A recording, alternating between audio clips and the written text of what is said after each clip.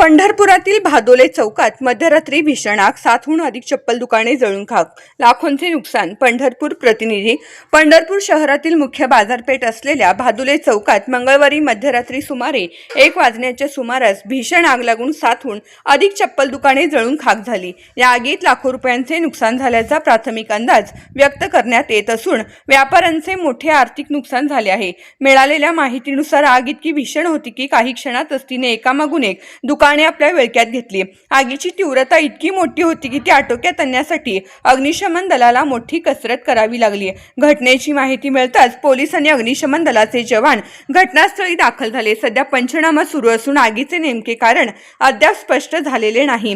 ही आग शॉर्ट सर्किटमुळे लागली की अन्य कोणत्या कारणामुळे याचा तपास पोलीस करत आहेत. दरम्यान स्थानिक नागरिकांकडून मिळालेल्या प्राथमिक माहितीनुसार शेजारी असलेल्या वीज खांबावरील शॉर्ट सर्किटमुळे आग लागल्याची चर्चा परिसरात सुरू आहे.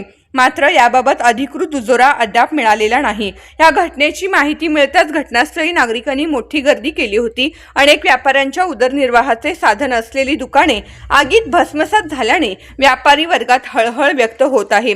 या दुर्घटनेत नुकसान झालेल्या छोट्या मोठ्या व्यापाऱ्यांचा तातडीने पंचनामा करून शासनाने आर्थिक मदत जाहीर करावी अशी मागणी व्यापारी व नागरिकांकडून करण्यात येत आहे.